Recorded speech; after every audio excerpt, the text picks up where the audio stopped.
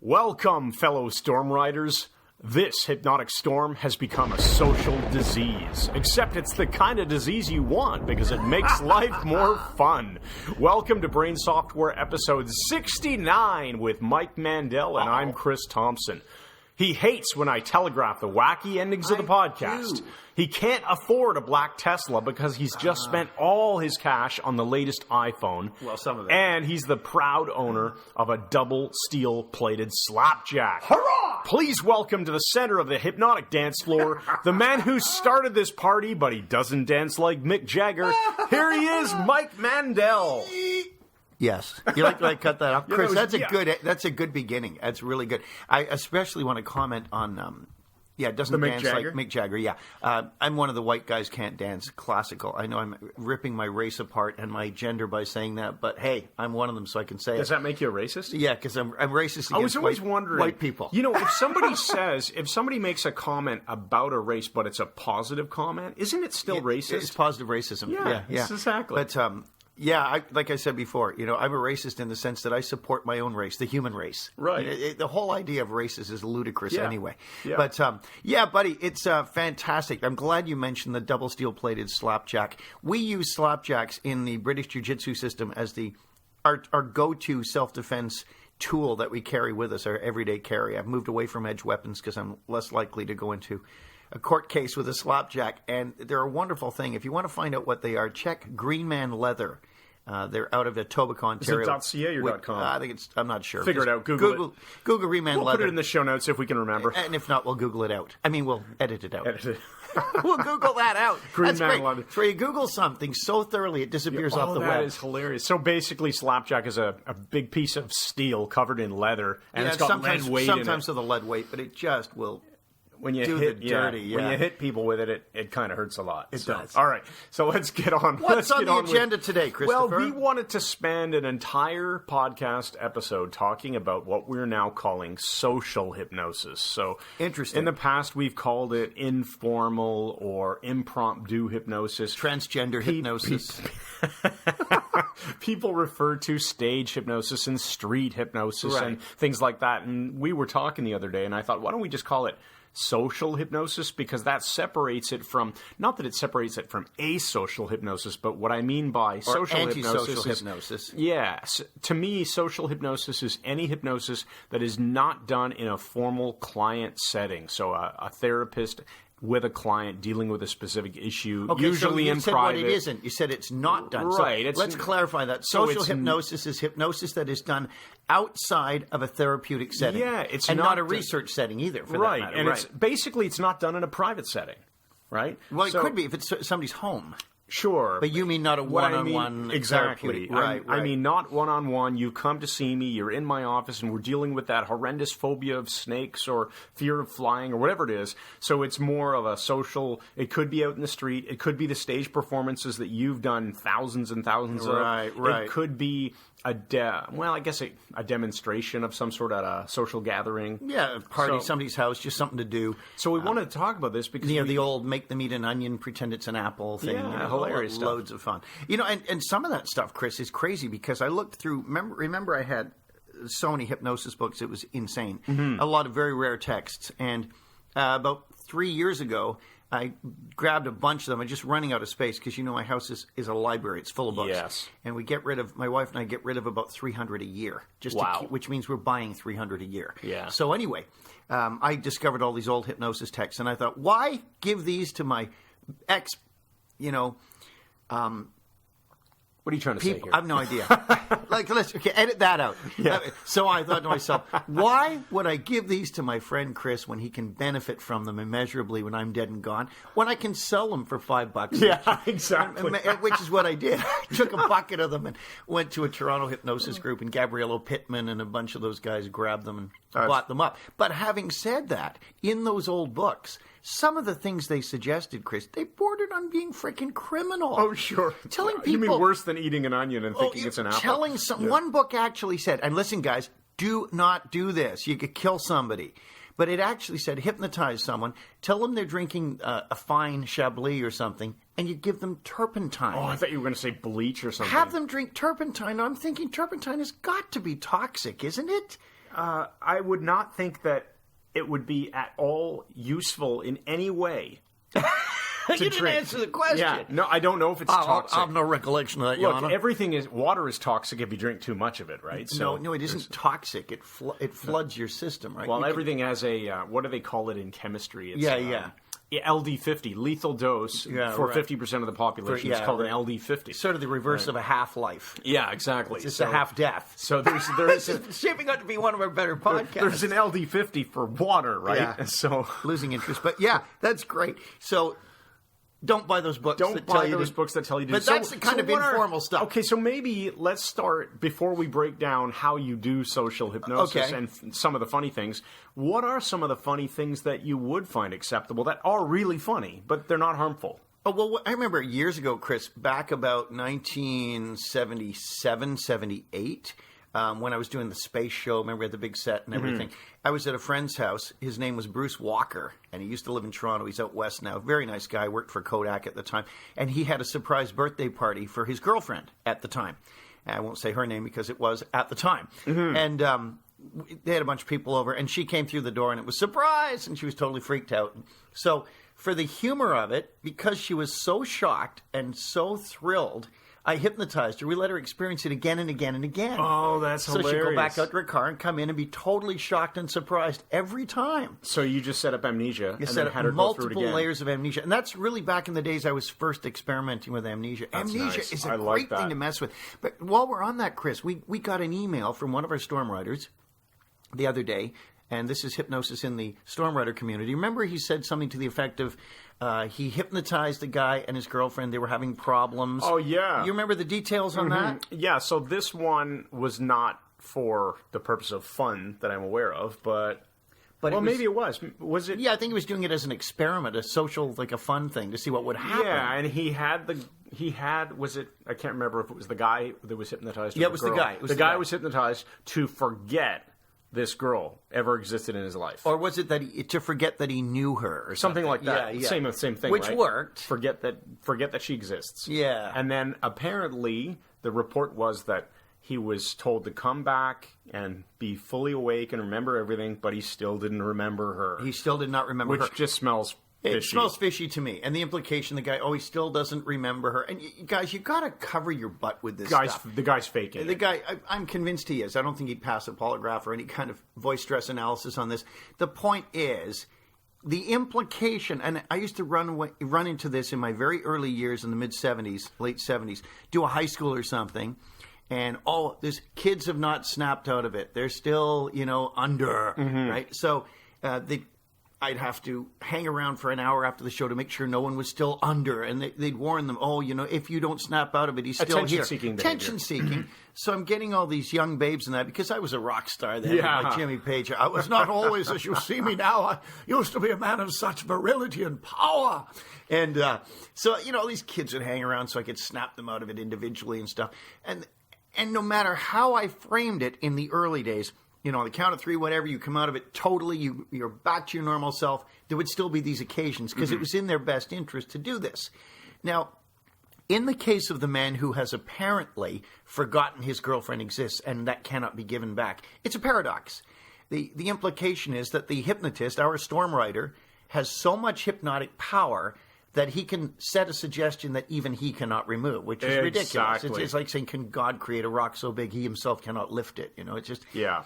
Right. So I'm suspicious like Chris is. I don't accept that the man has any kind of difficulty. Well, so this brings up... her. I think this brings up an important discussion that we should have briefly here, before we get into all of this, how you do social hypnosis. You realize you're discussing the discussion now. So the meta discussion of the discussion of the discussion. Okay, let's talk about some of the things that you can do, phenomena, which will be the last part of the discussion of social hypnosis. That I can do? That cannot be faked. Okay. So let's talk about, because you've seen thousands and thousands of people be up on stage and attempt to fake hypnosis because you have a large group and there's always some guy who's faking it. Yeah. Right? And usually send them back. Right.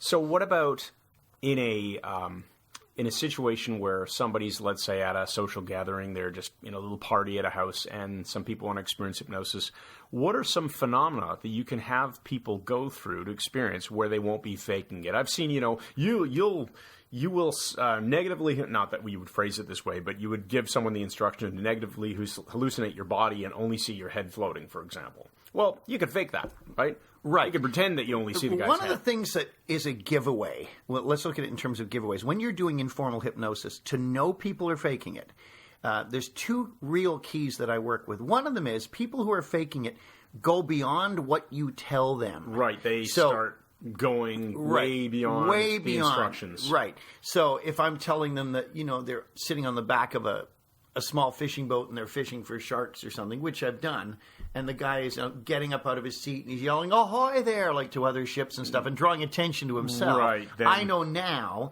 that he's faking it. He's not responding appropriately. So I'll get him out of there.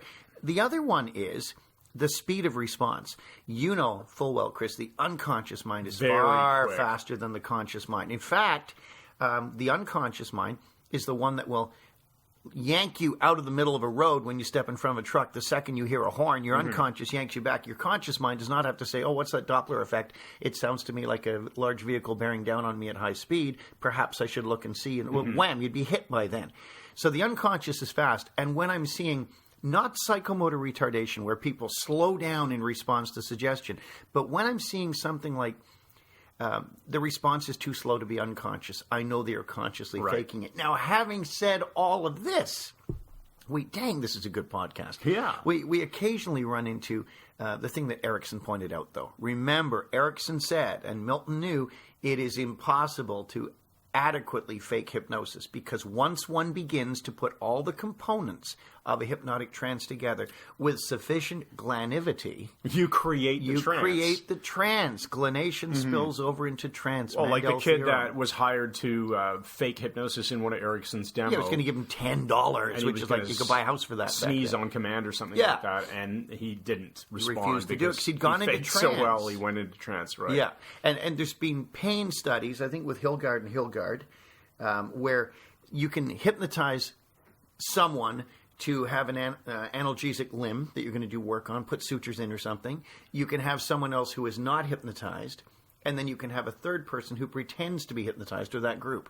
And the group that pretends to be hypnotized tends to get the same level of analgesia as the person who is genuinely hypnotized, which Anthony Jacquin would say is proof that hypnosis is just a social construction. But there's too many other things going on. Right. So I think what's happening here is he's and Kevin Sheldrake are falling for their own confirmation bias. I think they're deleting information that questions that, such as brain studies and so on, that are showing different levels of brain activation when people are in trance. And I'm not chiding them for saying that. It's just a different theory. And Anthony Jacquin is someone I have tremendous respect for. But it's interesting. We will probably theorize about what this all is until the cows come home. But the good thing is, with hypnosis, we can make people think the cows have come home. Right, exactly. That's a good one. Hey, the other thing I wanted to throw in there, Mike, is you can ask people That was a freaking amazing cow Yeah, that sound. was great. That was hilarious. You can get people to respond in a way that they could not consciously respond. Well, like let's talk blushing, about hypnotic rash. Blushing, hypnotic rash. When we worked with young Right. Julie, she produces hypnotic rash. But remember in our class, Chris, it's our class now, we were teaching architecture of hypnosis, and one of our students lives half the year in Hawaii and half the year in the just outside Toronto. Wonderful student, really, really bang on with all her training.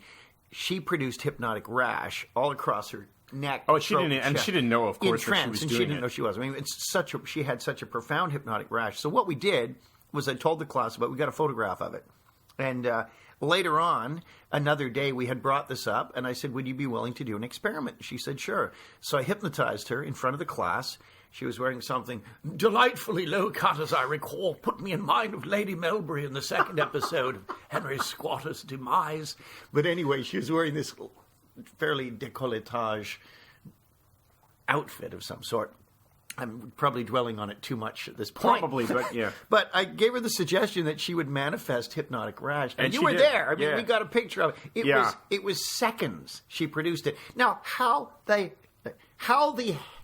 F Is someone going to produce that consciously? Right. They're not. So let's now go purely into this social hypnosis stuff and say you could get people to imagine that they just got onion vapors in their eye and their eyes are now going to water. It didn't really happen, but if their eyes water, they could not fake that in most cases. It's called the Allium-Cepa response. There's a bit of hypnotic trivia for you. Yeah. So you could imagine that you just got a little bit of water down the wrong pipe. That's good, Chris. Get someone convulsively coughing. But just a little drop of water that went down the wrong pipe, right? And then went down your windpipe. So all of a sudden, you try to cough someone that goes out. into a coughing spasm and has a heart attack. This is why this man is not permitted to do social hypnosis. Probably one of the same reasons that someone commented, I'm not permitted to drive his Tesla after my driving jokes. Yeah, that is so funny. But that's good. Okay, so let's get into it then. How do you begin? I thought we were into it. We broke it down as follows, right? So you've got, first of all, social hypnosis being street hypnosis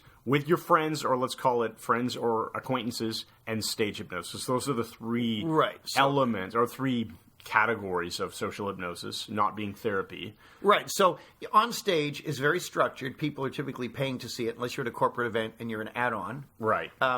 In a social setting like a party at a friend's house, people typically mostly know each other, right? Which is going to make it different because it means they mostly know you, the hypnotist, as well. Mm-hmm. And then the third one, it's really strangers. The street one, not only are you a stranger to the other people, but they don't even really know your reputation. Whereas if you're being brought into a stage show, people know you're a hypnotist. You are the hypnotist. It's hardest in the street. Our phones are ringing off the hook here, folks. Waiting for dialing for dollars to call. And we got that golf bag. No one knows what you're talking about, though. There's a phone in the background. Golf bag for caller number 17. Yes. There is a phone ringing in the background. There is no golf bag. Okay, so you've got all three of those, but the commonality is you must control your environment, right? Absolutely. Control the environment. So what are we saying control the environment? We're saying ecology first, always. And I drive it home in our live trainings and in our online training and in these podcasts. If you are doing hypnosis, your number one priority is the safety and well-being of the subject and the people watching the subject as well. Right. So, which means if you're doing something on the street, like one of our awesome storm riders, Derek, who we met in Las Vegas. Yes. He does phenomenal street stuff. A really, really talented hypnotist. Now, the thing is, I know he takes the time to control the audience very carefully because when you're doing something as amazing as he does in the street, getting people to dance like robots and stuff that he's met 5 minutes before and he's got music playing and everybody's laughing, he draws a crowd super fast. And people can step off the curb. People can be jammed in the... You've got to manage the audience as well as your subject. So think ecology first. The second rule is ecology second. And the third rule is don't forget the first two rules. That's right. Okay, so you've got to control the environment, make sure everyone's safe. Obviously, let's say indoors, if a bunch of people are sitting on a couch or around a table, that's fine. There's probably less of a danger situation. Right. And now you're working with... So let's maybe focus in a bit more on dealing with friends and acquaintances at some sort of social gathering. Okay, well, you have a foot in the door right away because somebody there will know you are a hypnotist. Right. And when you're not doing a stage show, you've got to have something that shows that you are, as Anthony Jacquin says brilliantly, the hypnotist. Right. You want to be larger than life. And Storm Rider t-shirt. Yeah, Storm Rider shirts are number one way to do it. Available online. And, or great business cards, cool business cards, where you're saying, consulting hypnotist or hypnotist or whatever. And anything that provides that kind of credibility is going to bump up your success rate. Like we always say, we teach our courses not in some hotel ballroom where we could jam 100 people in because we sell out fast. We keep the numbers down to a classroom, but the classroom is where? St. Michael's College, University of Toronto. So our students, when they come in, if they're therapists or whatever, their certificate says they were trained at St. Michael's College, University of Toronto, Architecture of Hypnosis. We don't claim to be the University of Toronto, but we know that when someone sees that, it's going to add to the credibility and make it easier for our students to do good hypnotic work. Absolutely. Okay, so let's talk about the setting of the scene. So you've got your environment controlled, and now setting the scene, you've got to have somebody introducing you, or the topic comes up, they see your business card or your shirt or whatever, and they ask you about hypnosis. So now you can start to control the environment, set the scene, and prepare the subject by generating interest and attention. And you probably won't have to generate much interest because it is a fascinating subject. What I recommend, though, is if you've got a few friends present, they can be your helpers. Right. In your early days, until you're very congruent congruent about jumping in and taking control and jumping back out. You need to manage the audience as well. And if you've got a friend or two there who can just give people a look or a shush sign, just to make sure that you've got the attention at the critical moments, because there's always going to be some jerk who will attempt to undermine you. And they're not your best subjects. They are not your best subjects. So you want to choose people carefully. If you've got friends who can help you by managing the crowd, or whatever size group, your crowd might be 6 people at a party. And what you have to do is ensure you're picking the right person right from the get-go. And the more people you start with, the greater chance you're going to find a good hypnotic subject under those conditions. Remember, we don't believe in bad subjects. We just believe in inefficient and lousy hypnotists. But you're going to choose a group, whatever size you can, based on their response attentiveness to you when you're doing your little pre-talk. What do they think of hypnosis? Are they fascinated? Are they staring at you with rapt attention? Are they listening? Or are they being jerks and pretending they're walking around like sleepwalkers and that when you're talking about it, which is the kind of thing I've run into too. Pick the people who are genuinely interested and then ensure that they get a good shot at it without anyone distracting them. Exactly, because if somebody is interrupting you as you're answering questions, they probably want to be the alpha male in the room, and they are not your ideal subject. Which right? I'm not going to let them be. Of course, you're That's not going to let let them. That's why I carry slapjack, folks. Right. Just kidding. Not only would you not let them, but you also wouldn't use them as a subject. No, absolutely you would just not. Forget it. But, Go to but someone there's else. times you can wing it. I don't want to make this all sound so structured, because if you know the rules, you can sometimes break them. There's times you can wing it and get a phenomenal response. And I'm sitting next to a man who has done just that. When he saw me in the 1990s, knowing virtually nothing about hypnosis, Chris, you got a phenomenal result with someone at Crofton University. That's how I started out being interested in this whole topic. Is I was, I don't know, I guess I was about 20 years old or something like that. And I had seen your show once before. I got really fascinated in the topic, started reading a whole bunch of stuff about hypnosis, understood enough to then, well, completely impromptu put this guy into a very deep trance and have him thinking he was running on a treadmill and falling off the treadmill and hallucinating supermodels. And that all sounds really safe. It was in Putting him on a treadmill and running it faster and faster, running him to exhaustion. pretty much, yeah. Had him run to exhaustion, then fall off the treadmill. But it wasn't a real treadmill, was it? No, it wasn't a real treadmill. Good. No, he Glad was to hear that. imagining. And so when he fell down like a sack of bricks hitting the ground, I just thought, wow, this is really This great. stuff Like, works. this guy's not faking it. Yeah. And I completely screwed up the awakening process and left him with not amnesia for what happened, but to believe that he had simply been dreaming and sleepwalking. Nice. Or something like that. Right. And so he came out and denied that. And when he got out of the hospital? Anyway, you don't have to be super skilled at this stuff to make it work. You But just you have to go be in very congruent. careful, And I went in super congruent. Congruently. And I knew enough. And I didn't even know at the time that I was going to hypnotize this fellow. We just segued what we were doing into a hypnotic trance. Excellent, man. So you can do stuff, even on a first attempt, that can be kind of amazing. But if you've got a small group, do some group stuff. Like have all 3 people or whatever doing something together, whether they're painting portraits or, taming lions or whatever it is. When you get a group, it's generally pretty funny. And then you can take them through different scenarios. I like the roller coaster. I've done that forever. I think I came up with that scenario in 75. Everybody does the roller coaster now, which is fine. And then when you get to one-on-one stuff, you're going to be looking for your best responding person. The person who's responding quickly, who's exhibiting external trance indicators. And you're going to know what they are if you've done any hypnosis at all. I won't give you a list now. But that's your person for the really strange stuff, giving you their wallet. And, as Hank Stone, my friend in England, who's an amazing hypnotist and bass player for the band Zodiac and Black, he does... He has the person think they got a hamster in their pants, or a gerbil, a gerbil in their pants. I remember that one. And he's yelling, "Yell to your mom for help!" The guy's going, "Mom, Mom!" Really weird. Okay, so let's break down some of the setups. No, setup is the wrong phrase. The components of inducing trance. So you've got their attention, they're interested. Now you're going to begin doing some sort of testing. But before you even do the testing, you've got to get them to obey you without question for simple things, right? So moving them, like you get them to agree by saying yes a bunch of times. That way they're agreeing with you. Right. It can be as simple as, okay, so we've been talking about hypnosis for probably long enough. And you'd like to Yes. experience You'd it, like wouldn't to you? experience it. Yes, they've already told you they have. And there are 3 of us in this group. 3 of us in the group, right? Yes. There's your yes set. And you go into your compliance set. Okay, just want you all to stand tall, put your feet together, stretch your arms in front of or you. separate from each other Take a deep little breath. bit. You're just telling people to do a bunch of things that they would have no real reason to object. Yeah. So that you can test that, first of all, it builds compliance, but it also tests that they are compliant, right? So you can eliminate anyone who's a pain in the ass at that point. Absolutely. And by getting them to comply with simple things like, put your feet together, stand tall, take a deep breath, by doing 3 to 5 of those, if you get them to do 5, they're obeying you without question. Obedience without question. And then you can get them. immediately go right into an induction of some kind, or we would recommend for something like this, probably suggestibility tests. Right. So you would do some classic suggestibility tests, the hand clasp, or the finger magnetic vice, fingers, magnetic hands, the balloon dictionary, falling backwards, maybe not depending even on the necessary. setting, you could do a bunch of these things, right? And then you move right into an induction. And do a fast induction in a social setting. You don't want to bore people. I change it up all the time.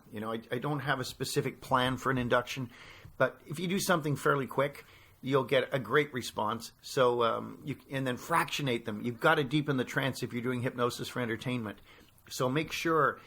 Say you got 5 people and they're all responding well, and you can pre-frame it in a moment on the count of 3. I'm going to ask you to open your eyes and look at my hand. When I lower my hand, just relax even more and go twice as deep. That's right. So 1, 2, 3. Look at my hand. Look at it. Oh, you're so tired. You're so sleepy. Eyes closed now, twice as deep. You fractionate them 3 or 4 or 5 times, and oh man, you'll be off to the races. So you're going to do your yes sets, your compliance sets. You do some suggestibility tests. You move into an induction. Then you have them open their eyes between effects, or not effects is the wrong word, but have them open their eyes, close their eyes again, go even deeper, more relaxed, experiencing everything even more fully. And then you just keep going from there. And then at that point, you're going to move into very direct suggestion, right? Yes, when of you're course. doing this kind of hypnosis, you're just telling people exactly what's going to happen. When I snap my fingers, you'll open your eyes and you will think that there is a furry puppy dog on the floor in front of me. Right. And he wants to have a cuddle from you. Now, you do not have to repeat everything 3 times. If you say something intently... I can't remember who it was. I can see the guy's face. The guy that said everything has to be 3 times. Yeah, no, I know who that was. But Drake, I can't think of Drake's last name, which is unfortunate. They're really good. What else have you just forgotten? I have forgotten everything. I've forgotten every single thing, including how not to kill Don't you. have a whiteout. Oh, thanks. But I said before, I saw a hypnotist. You're getting very tired this evening, very sleepy tonight, very sleepy this evening, very tired tonight, very tired this evening. Everything repeated like a robot. Yeah. But if you say something really congruently and with intention, sometimes once is enough. And if you're going to say it a second and Easton? third time, just change your wording a little bit. Yeah. Make it less freaking boring. Find different right? ways of saying it. You don't want to annoy people with repeating yourself. You don't want to repeat yourself, right? Right. Because you don't want to repeat yourself. No, because that It's becomes very redundant, annoying. and then it becomes even more redundant. Oh, we got man. to, so you let's- want to make sure, if you do some post-hypnotic work, make sure the person's controllable. Make Yes. sure it's not a suggestion that somebody else could fire later. Your hand is numb. It'll remain numb until I remove it. You forget. The guy goes home, puts it on a hot stove or something, and Take bakes his care of hand, your and then- subjects. By taking care of your subject, you're also taking care of yourself, because you're protecting yourself against litigation, and this is an increasingly litigious society. So a safe post-hypnotic would be, as an example, the next person who walks in the door, you're going to think it's Mick Jagger. right. What's that? You've done that. Right. And was it Mick Jagger? Yeah, that's right. It was Mick Jagger. Second reference to him in this podcast. Point being that it's safe, and once it happens, it's fired, it's over. Right. It's not the next person who comes through the door will look like, Dracula or something, and you're terrified of him, and you'll run for your life. Right. No. Or the next person that walks through this door is going to be the most beautiful woman in the world, and you're going to harass her for the rest of her life to try to get her to marry you. Like, no. Michael C. Anthony, brilliant stage hypnotist, does one where he tells the person he's going to be introduced to the supermodel. He finds out who the guy's favorite supermodel or actress is, and hands him a broom with the bristles up, and just the guy embraces this broom, and it's freaking hilarious. I think he even has the head fall off at some point. But that's safe, it's not, the person's not running away and freaking out. And so think ecology first. Remove suggestions before you bring them out of it. Remember, always remove test suggestions, whether you're on stage, whether you're in the street, or whether you're doing this, even if they don't work. Even if you say, when you attempt to open your eyes, they will not open, and everybody opens their eyes, still say your eyes are normal again. Yeah. Never take that chance. And then finally, when you're going to end the session and bring them back to now, leave them with some positive gift. Always leave them better than when they started. Give them a positive suggestion. You're going to come back to full alertfulness, full awakefulness. You're going to feel amazing. It's going to feel like you just had a power nap. You're going to notice how good you feel, energized and intelligent, and in all of your right faculties, alert and refreshed. And you want people right out of it. And count them out and bring them right out. You know, don't leave them in some muddy middle land between deep trance and wakefulness. We always talk about working with clean states. Let your trances be deep and robust, and let your wakeful states be glanative and all of that. Exactly. Okay, did we cover this thoroughly enough? I think we did. All right. It's what we call a damn good start. Listen, so before you give the metaphor, I want to make sure that I mention, this is something we forgot to mention at the beginning. We have just released the Mike Mandel Personal Development Academy. So let me give you a very quick explanation of what this is. When we created the Mike Mandel Hypnosis Academy in June of 2013, when we launched it, it had so much material in it, and a lot of it was hypnotic and teaching hypnosis. A lot of it was just teaching tools that you can use on yourself. Life skills, NLP, all sorts of things. Or with your clients. So a lot of it was personal development tools. And one of our students, a doctor in Boston, came up with this brilliant suggestion. He said, listen, you know, not everybody wants to learn hypnosis. Matthias. You guys have some amazing personal development stuff in here. You should carve it out, and you should have a separate course just for the people who are interested only in the personal development aspect of this stuff. Having a better life. Right. So we thought, oh, that actually makes a lot of sense. So we spent a lot of time. We reshot a lot of the content, but it is now complete. It is the Personal Development Academy. Not only is it 64 HD videos, but we're bonusing pretty much most of the other personal development stuff that we sell on the website with it. So all of the brain software stuff, the memory power, peak performance, stress relief, the navigator system, how to get a good night's sleep, stage fright and performance anxiety, how to get over those things. And the brain software video series, which actually is still an unreleased product, but it's in there as a bonus now. So here's what I want to encourage you to do. Go... We're going to put a page up that will advertise this at some point. But until that's done, this link that I'm going to give you is just going to give you a walkthrough video on YouTube. So it's MikeMandelHypnosis.com/PDA, lowercase, for Personal Development Academy. So MikeMandelHypnosis.com/PDA. That will link you to a YouTube video, and then in time, I will redirect it to our proper so-called sales page. It's an incredible product. It's incredible value, too. We are giving so much away at what I feel is an insane price, but I know it's going to help a lot of people. So check that out. Metaphor time. Metaphor time. And we're going to have to move because we have a live webinar in 15 minutes. Yes, to the world. This is the story, Chris, you've never heard. It's the story of the robot dinosaurs. And again, the best metaphors come from life. When I was a kid, I hung out with one of my best friends, Norman Yates. And in my house on Milverton Boulevard, we were fascinated by dinosaurs. We bought plastic dinosaurs. Our parents bought these tiny toys for us. And we would sit and draw forever. We'd draw pictures of dinosaurs attacking tanks and being taken out by jet planes. And it was the most exciting thing imaginable. And the film Gorgo had just come out, which I had unfortunately missed because I was home with measles. But dinosaurs filled our lives. We thought they were the most amazing subject, especially when you could build them into every aspect of your life, talking about them, thinking about them, dreaming about them, writing about them, drawing pictures of them. But guess what happened? One day, a new kid showed up at our class. His name was Derek. And when he heard about our interest in dinosaurs, he gave us one of the most amazing pieces of information imaginable. It turned out that Derek's father was a quote-unquote scientist. And not only was he a scientist, but his job was to create robot dinosaurs for the government to test their equipment, to test, I guess, their tanks and planes and things. Well, this was just gold to us. I thought, I've got to have one of these.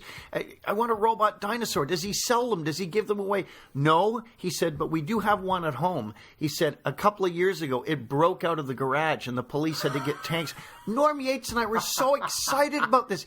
Derek has robot dinosaurs. His dad builds them. So I told my parents about this. I said, we got a new kid, Derek. His dad builds robot dinosaurs. My mom said, I don't think so, dear. I said, no, he does. One broke out of the garage, and it was really exciting, and she did not get it at all. Guess what happened, Chris? A few days later, it was parent-teacher night at Earl Beatty Public School. And my parents met Derek's parents. She met his mom, actually, and tested it and said, I hear Derek's and interested in dinosaurs and everything. Derek's father turned out to be, and this is no slight, he was a sanitation engineer. Translation, he was the garbage collector. And as his mom said, Derek tends to exaggerate. Well, exaggerate, that's not exaggerating, that's lying, right? But we were kids. And my mom said, you should feel sorry for Derek because he's built his dad up so much, he must feel like he has to. The end of the story was Norm Yates and I were so pissed off that we'd been lied to and couldn't get robot dinosaurs. We decided we were going to build our own. So we were like 8 years old. We went to the supermarket, got a whole bunch of cartons and stuff. I could see it. I was going to build a Stegosaurus or Brontosaurus to ride to school on. And we got all these cardboard boxes, had them all in the backyard, and sort of looked at them and realized we didn't have a clue where to start. And I just went, see ya. And he went, yeah, see ya. And that was the end of the robot dinosaurs. Thanks, everybody, for listening. This has been episode 69 of Brain Software with Mike Mandel, and I'm Chris Thompson. Head on over to iTunes, leave a rating, and leave a review for this podcast. If you think we deserve 5 stars, then give it to us! And we will see you on podcast episode number 70 coming up next. Yes, you will. You will enjoy it. And as a final reminder, check out MikeMandelHypnosis.com/HT Live 2016 for our promotion on attending the Mindscaping training at Hypnothoughts Live in Las Vegas. You've got to check it out. That's right. All right. That's a wrap. And on the Honey Hallmark Network tonight, a brand new program, You're Still Just Danny. Danny's getting too big for his britches, and all the zany fun develops when his father quickly puts him in his place. Hey, Dad, I was at school today, and there was this man, and he used to be a little boy like me, and was bad at math, and now he's a famous astronaut, and he said we can be whatever we want to be in life if we drop the labels that other people put on us. So I could be something wonderful. I could be an astronaut. Don't be getting too big for your britches, son. You're still just Danny. Still Just Danny, tonight on the Honey Hallmark Network, a Bryce Morgan production. Bryce Morgan production.